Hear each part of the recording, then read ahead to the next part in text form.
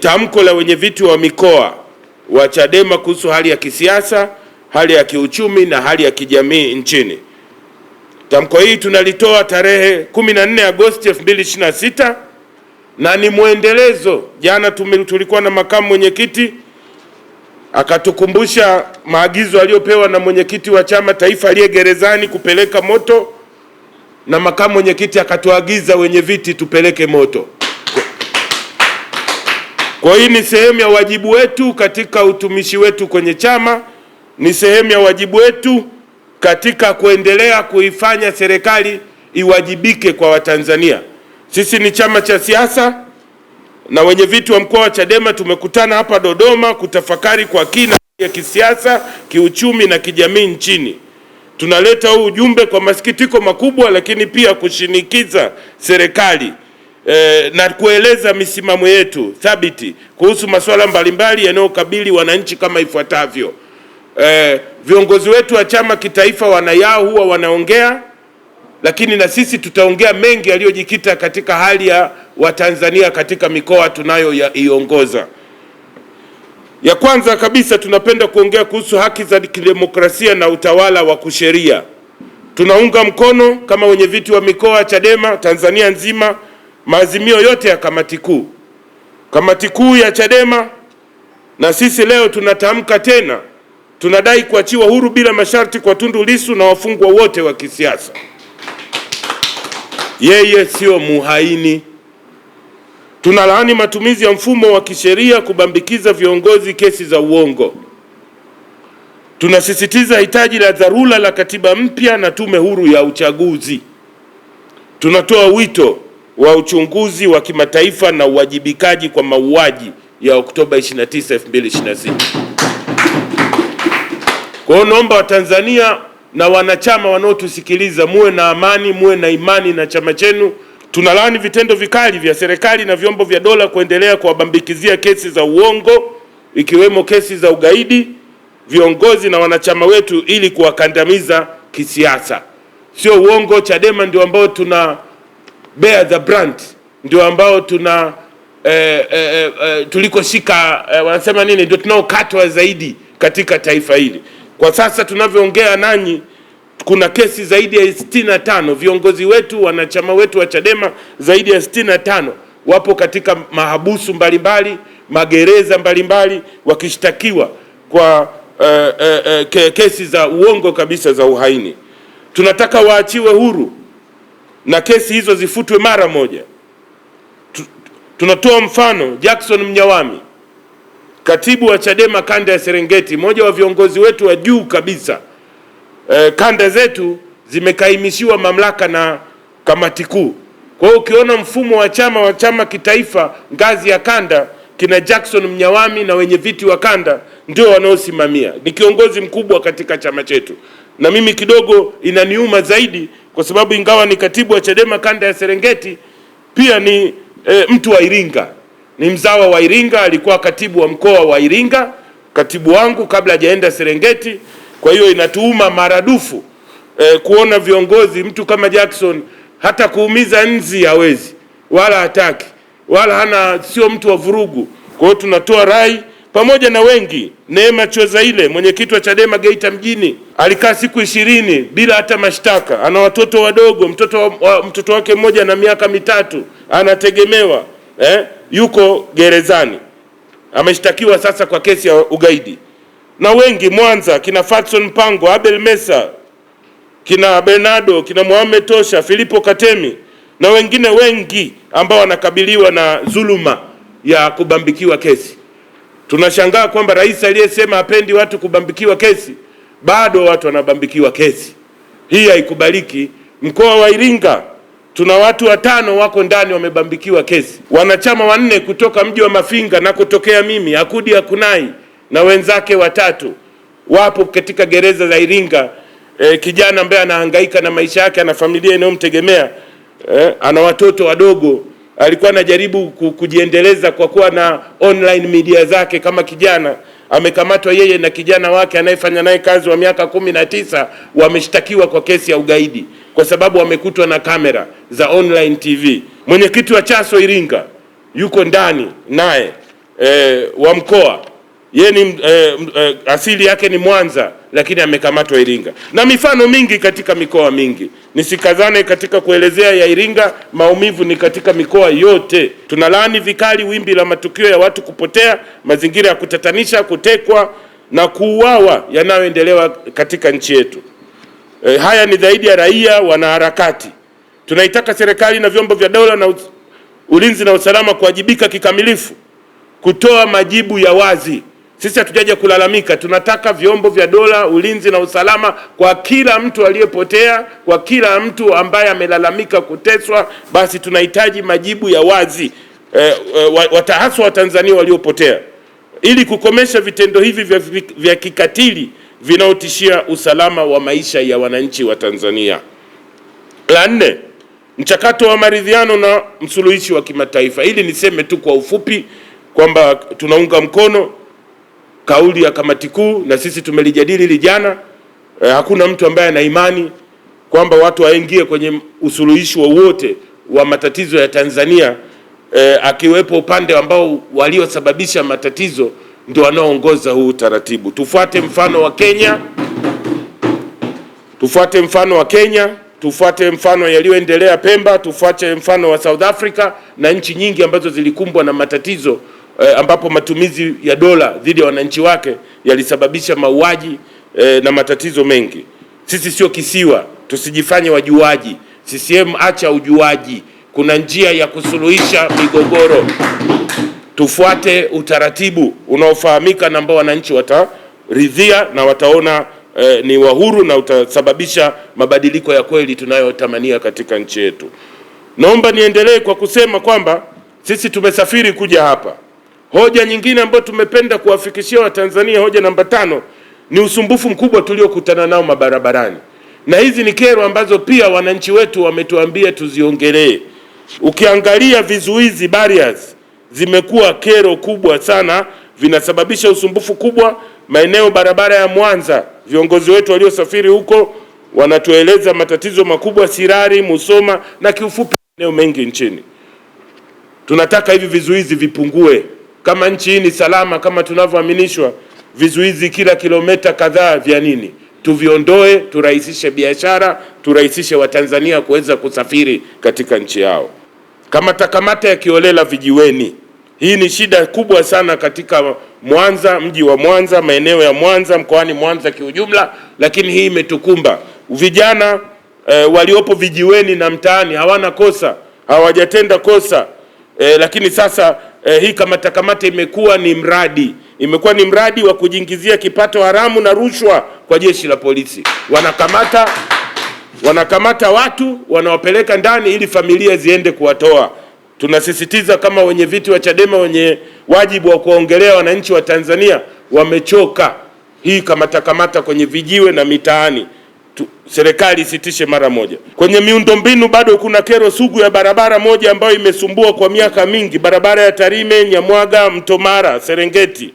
Na kiujumla habari ya miundombinu Tanzania nzima, tunaendelea kuwajibisha serikali. Msijifanye kwa sababu eti nchi ina mkwamo wa kisiasa mambo mengine yanaisha tu kiwewe. Hapana, wajibu wa serikali ni kuleta miundombinu, kuleta maendeleo.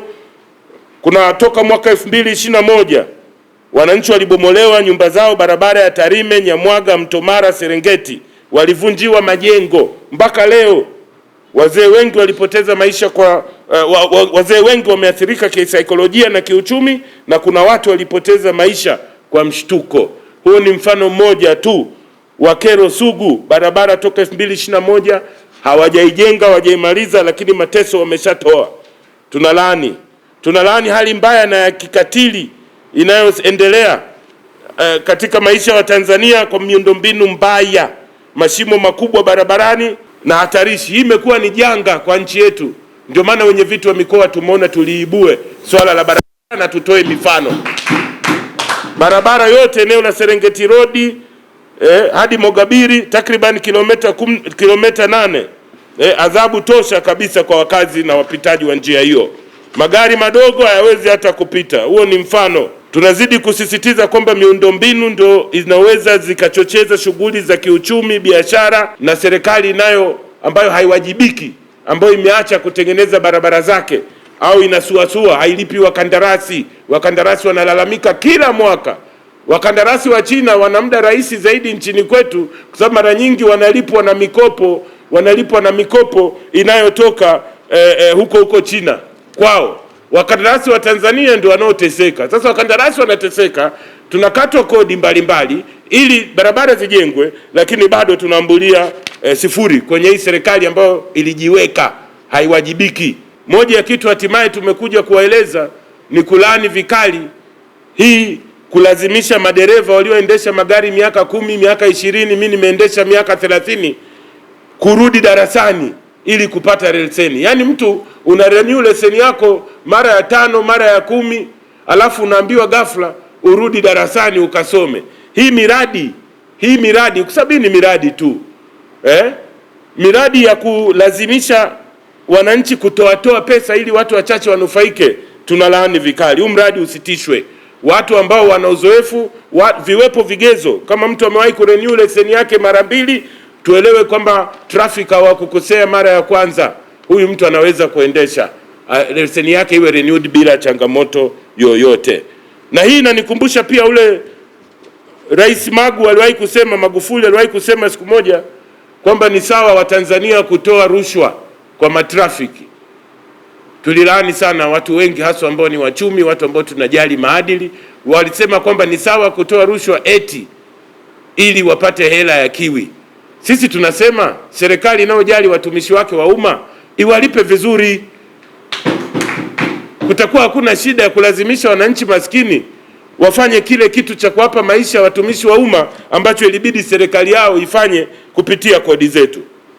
Kilimo cha tumbaku na unyonyaji wa ushuru kwa wakulima ni changamoto kubwa sana. Kule Serengeti tunalaani mateso makubwa yanayopitia wakulima wa tumbaku wilayani Serengeti. Wananyimwa mikataba ya kisheria kwa watoa ruzuku kwa mikopo, wanauziwa mbolea kwa bei ya juu ya 180,000 hadi 190,000 ambayo ni tofauti na bei ya ruzuku. Wakati huo yote yanatokea hiyo, tumeshuhudia anguko la bei ya soko kutoka shilingi 8,000 hadi shilingi 800. Bei ya soko imepungua kwa zaidi ya 90%. Mwananchi ambaye hutaki kuendana na programu hizi za kinyonyaji wanakamatwa, wanapelekwa mahakamani kama wahalifu na wanalipizwa faini kubwa. Kuna janga linaendelea katika kilimo cha tumbaku, tumewajibika kuwasemea wakulima. Unyonyaji wa ushuru wa mazao, hii tunaiona Iringa, mkoa ambao mimi nawakilisha hapa, Songwe, Mbeya, Rukwa, Katavi, Tabora, Mlimba, Kilombero na kadhalika, kinyume na sheria iliyopitishwa bungeni kwamba mkulima atozwe ushuru anapokuwa angalau anasafirisha tani 1 ya mazao kutoka mkoa mmoja hadi mwingine na kadhalika. Wao wanaoshikilia haya magati, wanaotoa ushuru, hata wakulima wadogo wanaosafirisha debe 1, gunia 1, nao wanatozwa ushuru. Wenye viti wa mikoa tunatoa rai, hawa wanaokaa kwenye haya mageti wafuate sheria, watoze mizigo mikubwa, na wasimamizi wa hawa watu nao tunawawajibisha, ambao ni serikali, waache kunyonya Watanzania. Rasilimali za madini na upendeleo kwa wawekezaji dhidi ya wazawa, hii ni wazi. Hatupingi kama chama cha siasa uwekezaji halali, uwekezaji unaonufaisha Watanzania. Sisi tunaamini katika soko shirikishaji. Tunaamini kwamba kama nchi inaendelea basi na wananchi waendelee. Hii ni tofauti na tunachoshuhudia katika madini. Sekta ya madini, waziri wa madini, katibu mkuu wamelala au labda wanawezesha haya mambo, ambapo tumeshuhudia wazawa wakigundua madini wakiwa wanajichimbia madini yao, badala ya kuwezeshwa, badala ya kufundishwa jinsi ya kuingia mikataba labda yenye manufaa kwao, badala ya kufundishwa jinsi ya kwenda kwenye mataasisi ya benki na mengineo, badala yake tunashuhudia watu wageni, tena matumizi ya ubavu kuwasogeza wazawa. Hili tunalilani vikali. Ardhi, hifadhi, migogoro ya wafugaji na mradi wa uwanja wa ndege Serengeti. Hii uwanja wa ndege naomba tuongelee kwa kipekee. Huu umezua sintofahamu kubwa. Wamechukua maeneo makubwa mradi wa uwanja wa ndege wa Serengeti, kata ya uwanja wa ndege Morotonga hadi Manchira, na wanawalipa fidia duni kabisa wananchi, eti shilingi 2,000 kwa square mita.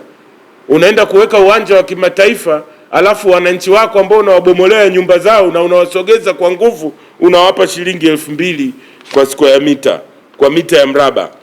Hii inasababisha matatizo mengi sana. Unyanyasaji hifadhini. Tunalaani mauaji, mateso na operations za kikatili kwa kutumia silaha zinazofanywa na askari wa hifadhi dhidi ya wananchi na wafugaji katika mikoa ya Katavi. Katavi imekumbwa na shida kubwa. Kata ya Stesheni, Luhafwe, Katuma, Ilunde, Usevya, Kasokola zote zimekumbwa na hii kadhia. Mkoa wa Tabora, mkoa wa Kigoma, mkoa wa Morogoro, kote huku kuna matumizi mabaya, kuna wananchi wanauawa, kuna watu wanasogezwa kwa nguvu katika maeneo ambayo wamekuwa wakiyatumia kwa miaka mingi. Tunalaani vitendo vya ng'ombe kupigwa risasi, kuleta umaskini kwa Watanzania, na wafugaji kutozwa faini kiolela kutokana na serikali kushindwa katika taifa lenye mita ya miraba ambapo ukiunganisha Kenya, Uganda, Rwanda, wapi pale Burundi, hawafikii hata Tanzania. Sisi tunashindwa kupanga wafugaji wafuge salama, wakulima walime salama. Ni aibu kwa taifa hii, na Chadema tukichukua nchi, tatizo la miaka zaidi ya 30 tunaenda kulitatua, la wakulima na wafugaji, kwa sababu vipaumbele vyetu sisi ni wananchi kwanza, sio watu wa nje kwanza. Wananchi kwanza. Tunatoa wito kwa wananchi wote wa Tanzania, msituache peke yetu. Chadema mmetuunga mkono sana katika harakati. Tunaenda kufanya baraza kuu kubwa kwa sababu mnatuwezesha, lakini tuendelee kupigania nchi hii. Nchi hii ni yetu sote. Sisi inawezekana ni vanguard, tuko mbele, ni wazalendo, tunajitolea, lakini hatuwezi kufanya haya kwa peke yetu. Tunawahitaji. Tunatoa wito nchi nzima tuendelee kudai katiba mpya, na nchi nzima tuhakikishe Tundu Lissu anakuwa huru, kwani yeye sio muhaini. Tunatoa rai kwa jumuiya za kimataifa, wadau wote wa haki za kibinadamu kufuatilia kwa karibu hali ya kisiasa nchini na kuingilia kati dhuluma, utekaji na unyanyasaji unaoendelea dhidi ya wanasiasa, wakulima, wafugaji na wananchi kwa ujumla. Tunasisitiza kuwa serikali lazima iheshimu utu, iheshimu haki za binadamu na utawala wa sheria, na kusitisha mara moja dhuluma zote za kiserikali.